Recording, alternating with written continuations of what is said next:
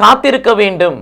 இதை இயேசு கிறிஸ்துவுக்குள் பிரியமான என் சகோதர சகோதரிகளே, இந்த நிமிட நச்சரிக்கை இயேசுவின் நாமத்தில் நான் உங்களை அன்போடு அழைக்கிறேன். காத்திருக்க வேண்டும்.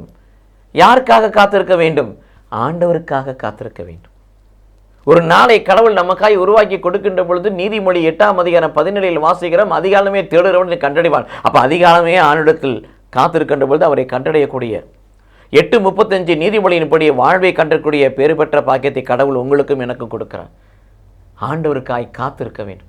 எபிரேயர் 11:6 வாசிக்கிறோம், பிரியமானவர்களே, கடவுள் இருக்கிறார் என்றும் தம்மை தேடுகிற பிள்ளைகளுக்கு கைமாற அளிக்கிறார் என்று காத்திருக்க வேண்டும்.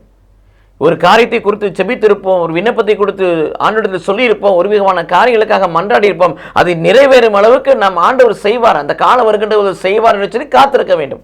அதைத்தான் 1 பேதுரு 5:6 வாசிக்கிறோம், ஏற்ற காலத்தில் அவர் வந்து உங்களை உயர்த்தும்படி அவருடைய பலத்த கரங்களுக்குள் அடங்கினீர்கள், அவருடைய கரங்களுக்குள் உங்களை தாழ்த்துங்கள் சொல்கிறார். இத்தகைய மனோபாவம், இத்தகைய குணாசியம் நமக்குள் இருக்கும் என்று சொன்னால் நாம் எல்லாம் ஆண்டவருக்காய் காத்திருக்கக்கூடியவர்கள். ஆண்டவருக்காய் காத்திருப்போர் வெட்கம் அடைவதில்லை. கடவுள் நம்மை ஆசீர்வதிப்பாராக. ஆமென்.